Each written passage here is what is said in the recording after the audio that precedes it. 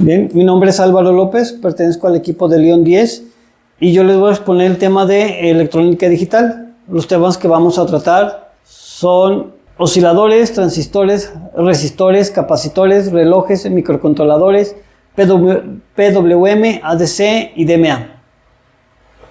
Empezando con los osciladores. Bien, los osciladores son sistemas de comunicaciones eléctricas que requieren forma de ondas estables y repetitivas, tanto senoidales como no senoidales. Estas se generan por las oscilaciones. Oscilar es fluctuar de un estado o condiciones. Por consiguiente, oscilar es vibrar o cambiar. Una oscilación eléctrica es un cambio repetitivo de tensión o de corriente de una forma de onda. En forma de onda. Los osciladores es un circuito eléctrico que produce oscilaciones, es decir, genera una forma de onda repetitiva.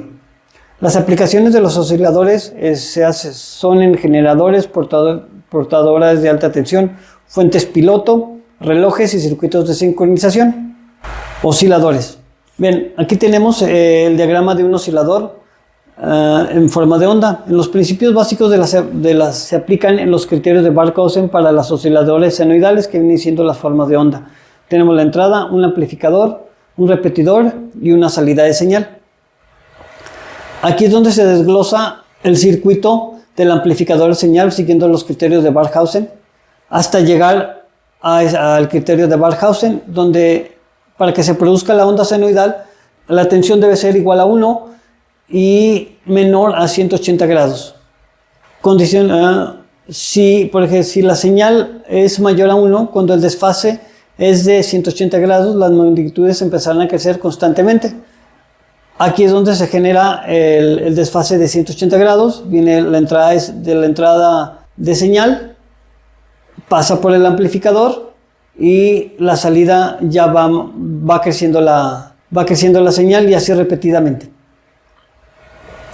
El criterio de Barkhausen son las condiciones de módulo, el módulo de la función de ganancia de lazo a la frecuencia de oscilación se simplifica por W0 debe ser igual a la unidad, y las condiciones de fase, el ángulo de fase de la función de ganancia de lazo cerrado debe ser nulo o de 360 grados.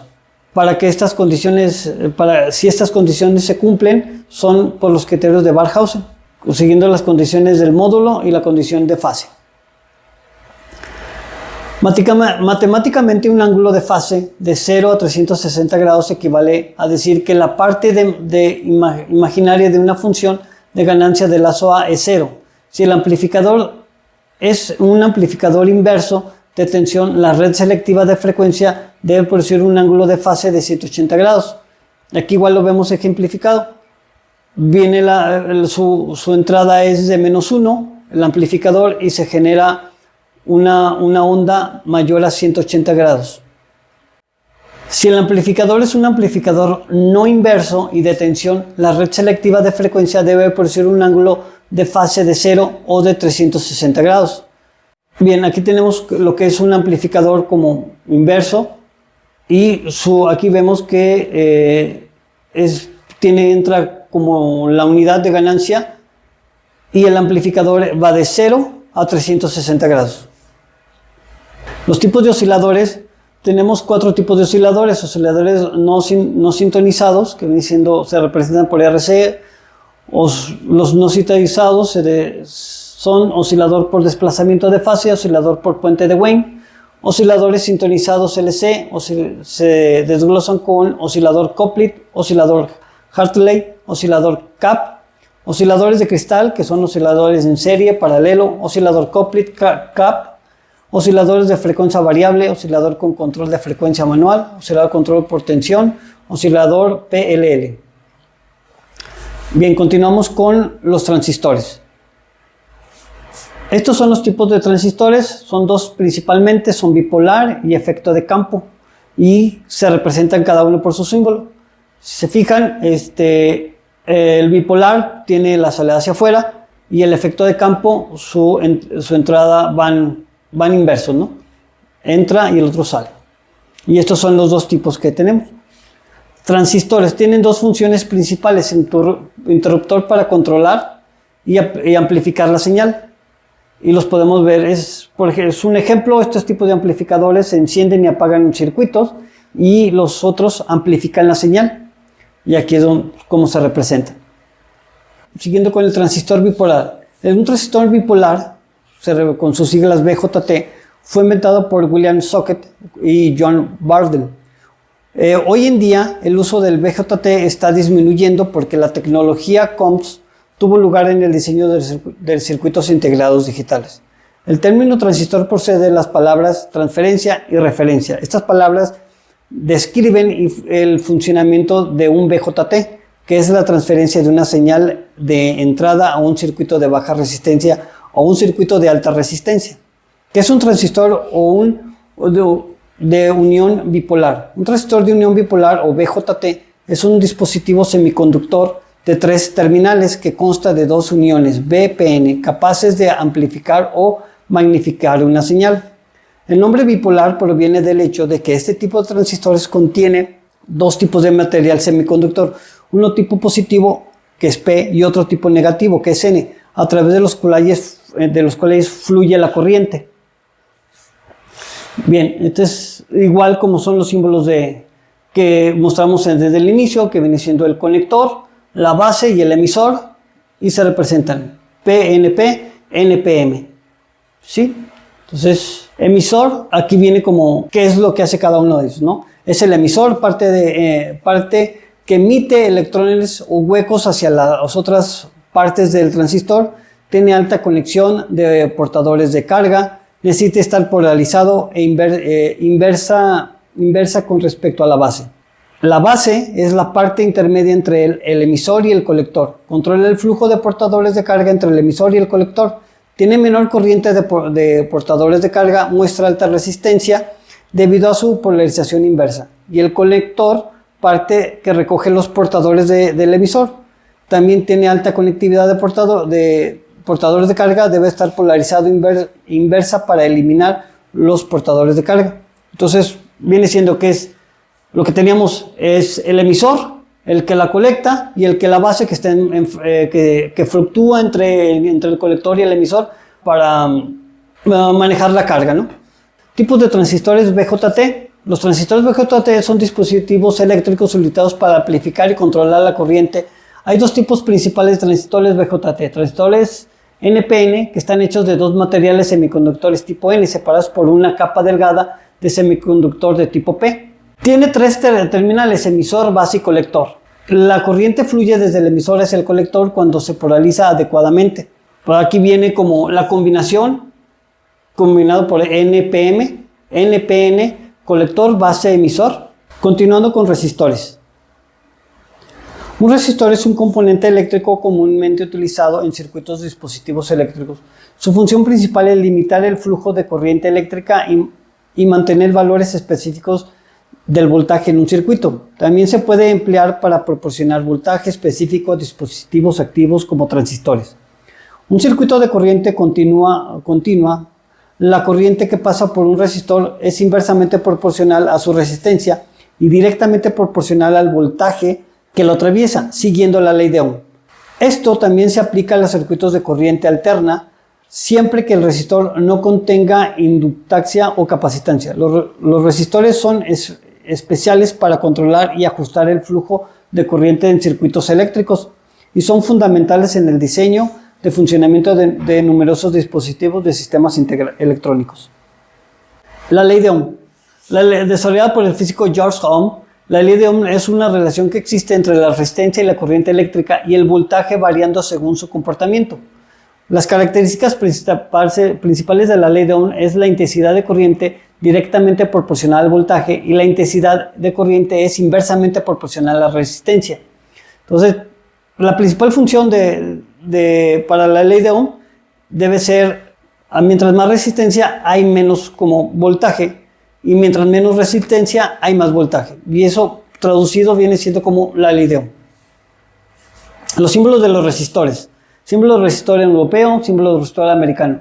Su aplicación, controlar y configurar los límites de la corriente eléctrica, convertir la energía eléctrica en térmica, controlar temperaturas de los circuitos, controlar la tensión de caída, para pruebas de inversión, prácticas bipolares, etc.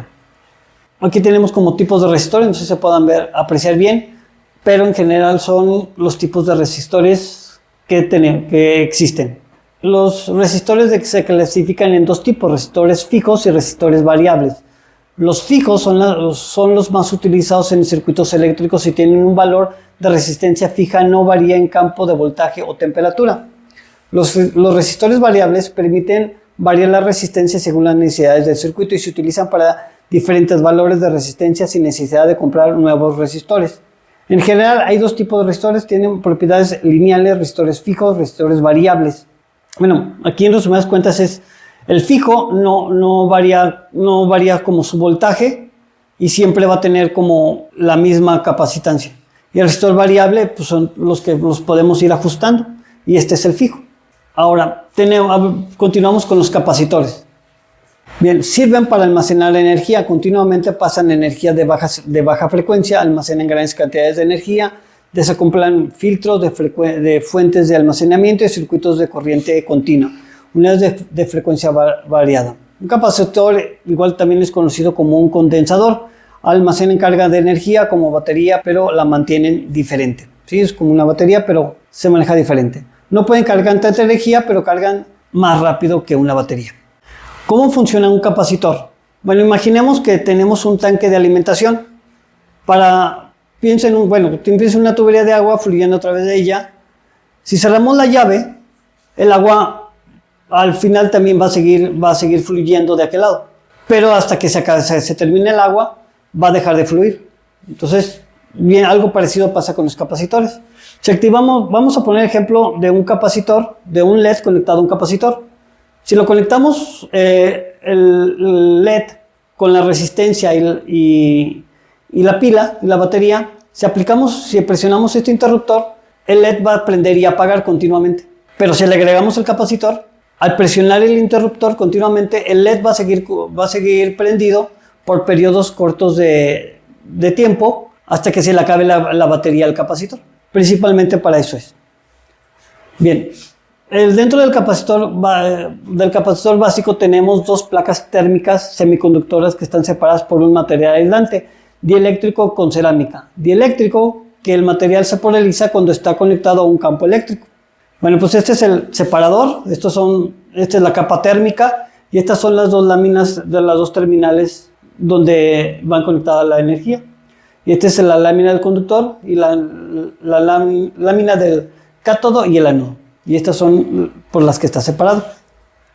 Bueno, aquí conecta el capacitor a una batería del voltaje. Los elementos de la terminal negativo van a una placa del capacitor a otra placa y liberan electrones. Aquí lo que estamos viendo es, tenemos como la parte del cátodo y el ánodo. La batería va a estar cargando de energía. Va a llegar un momento que el capacitor se va a llenar y ya no va a fluir más energía porque ya no le puede pasar. A menos de que le apliquemos hasta que se libere la energía, el capacitor va a empezar a hacer nuevamente su función. ¿De dónde se usan los capacitores? Motores de inducción, ventiladores, aire acondicionado, corregir factor de potencia. Bueno, la capacitancia del capacitor se mide en unidades de faradios. Por lo general se miden en microfaradios por este símbolo. El voltaje se mide en unidades de voltios. El voltaje marcado es el máximo que el capacitor puede marcar. Estos son los microfaradios y estos son los voltios y el máximo que puede soportar. La corrección del factor de potencia a grandes edificios, al colocar demasiado carga inductancia, formas de onda y corriente y voltaje no están sincronizadas entre sí y la corriente se queda atrás del voltaje. Para eso usamos los capacitores y aquí los estamos midiendo. Es como un ejemplo, tenemos un voltaje de la pila de 1.5 volts. Está dividido, vemos que está dividido. Y es por eso que marca 1.5 volts. Cuando ponemos el mismo, nos marca 0 porque no está dividido y siempre está en un solo polo, ¿no? Es por eso que marca 0. Bien, continuamos con los relojes. Los relojes. Las señales de reloj provienen del latido del corazón de todos los circuitos de computadora. El pulso que temporiza y controla todos los eventos de un sistema de computadora. Las señales de reloj son señales periódicas que hacen que los circuitos lógicos secuenciales pasen de un estado al siguiente. Tres principales circuitos de reloj o multivibradores: relojes estable de oscilación, reloj monoestable, relojes estable de oscilación, multivibrador biestable. Reloj monoestable o one shot. Generan un pulso térmico controlado cuando se le proporciona un disparador o señal entrada. A veces también se le llama multivibrador monoestable. Monoestable significa que el circuito tiene un estado estable cuando está en reposo o un estado inestable cuando se activa temporalmente. Una vez que se activa el circuito volverá automáticamente a su estado inicial. Consiste en un temporizador o un interruptor que activa el temporizador. Cuando se activa el interruptor, el temporizador comienza a contar el tiempo. Después de un tiempo determinado, vuelve a su estado estable. Vamos a poner el ejemplo de una lámpara donde la conectamos, donde tenemos un botón para presionar y se enciende. Después de un tiempo, la lámpara se vuelve a apagar porque ya pasó su tiempo determinado. Más o menos como eso funcionaría ese tipo de reloj. Vamos al siguiente. Reloj es estable de libre oscilación, también conocido como multivibrador estable. Es un circuito eléctrico que produce una señal de onda cuadrada o pulsos continuamente sin necesidad de un disparo externo. Se llaman estables porque no tiene un estado estable, sino que oscila entre dos estados inestables. Es por eso que se llaman astables. Continuando con el multivibrador biestable, es un tipo de circuito eléctrico que contiene dos estados estables y puede cambiar entre ellos mediante una señal de entrada. Cada estado se mantiene incluso cuando la señal de entrada se retira. Es comúnmente utilizado para monitorizar información binaria de 0 a 1 y como elementos básicos de la instrucción de registros y memorias de sistemas digitales.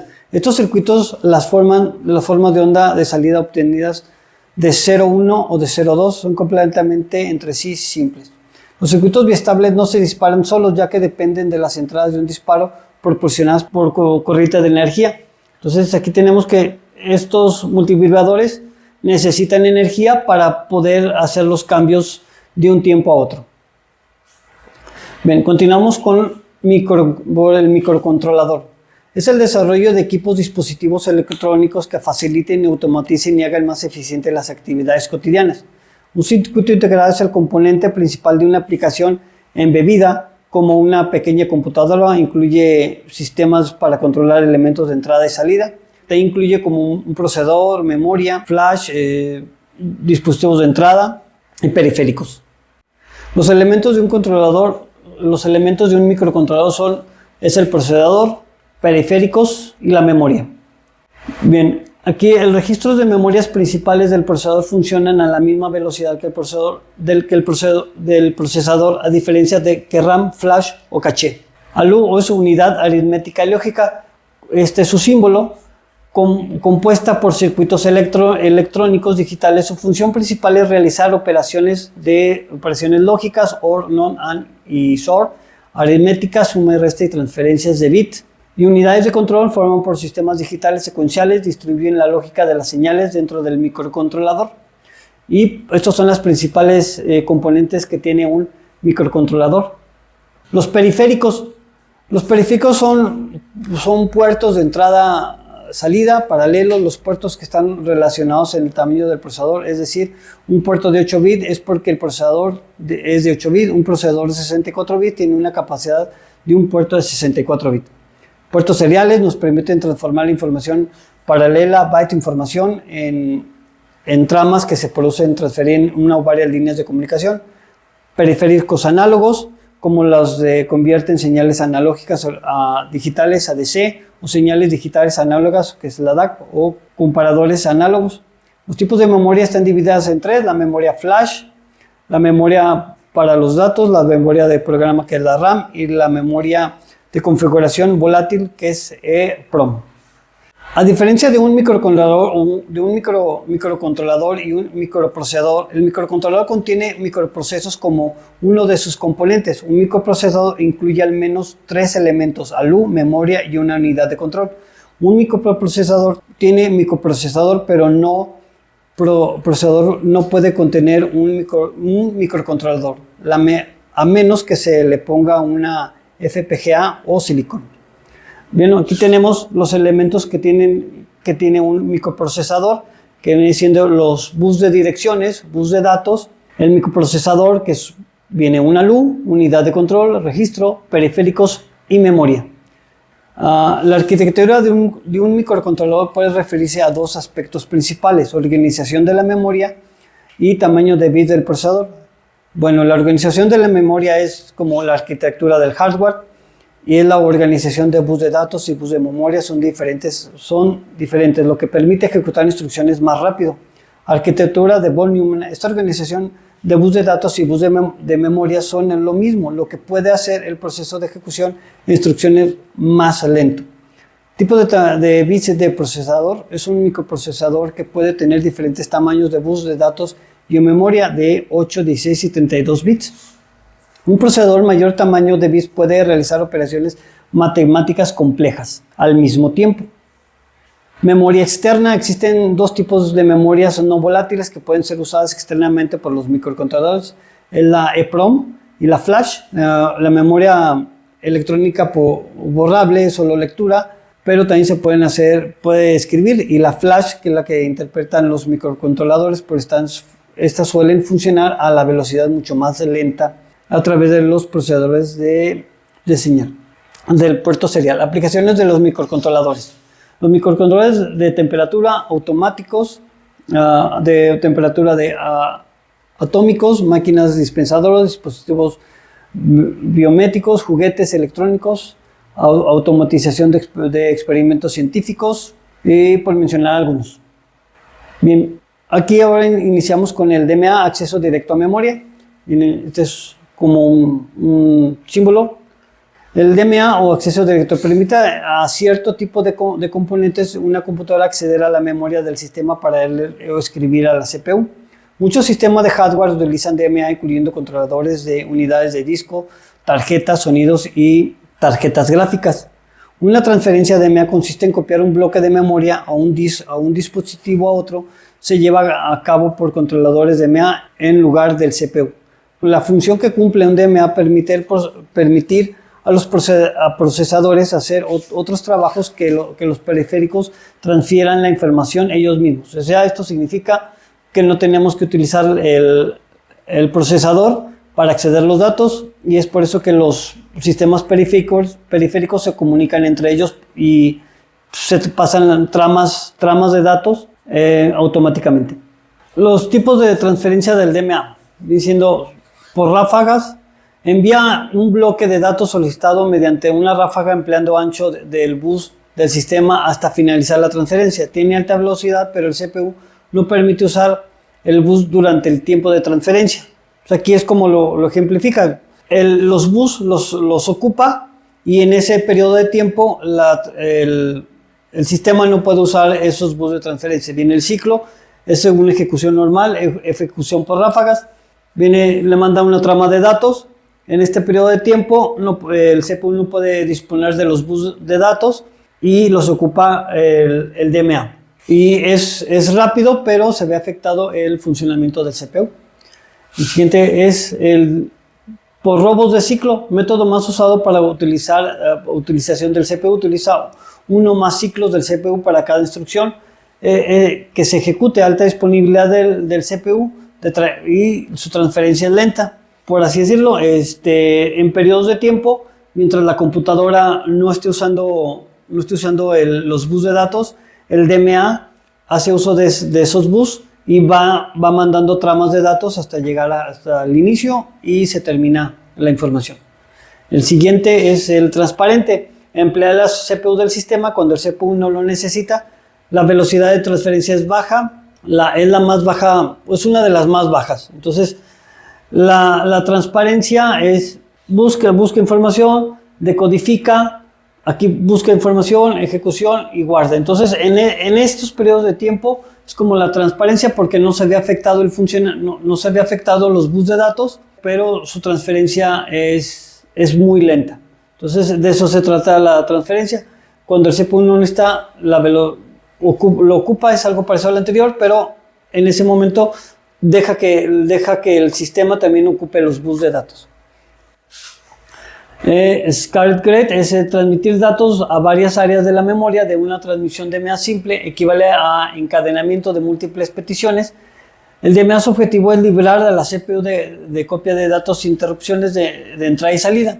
emplea bus del sistema cuando la CPU no necesita velocidad muy baja. Es igual, simplemente le quita como tareas o hace que el CPU no se desgaste para hacer esas tareas, él las toma y aquí vemos como todo un diagrama de cómo serían, ¿no?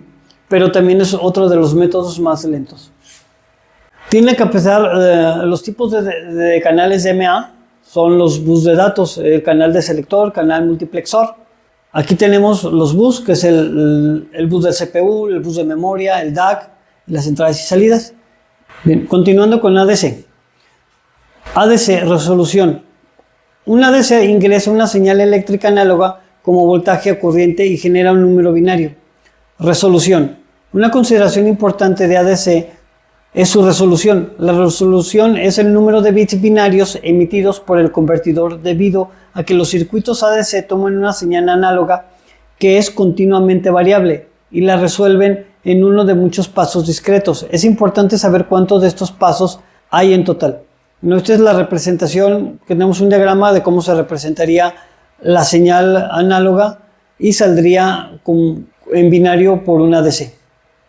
Muestreo. La frecuencia de muestreo, otra consideración importante de los circuitos ADC es su frecuencia de muestreo o tasa de conversión. Esta es simplemente la variedad a la que el convertidor genera un nuevo número binario.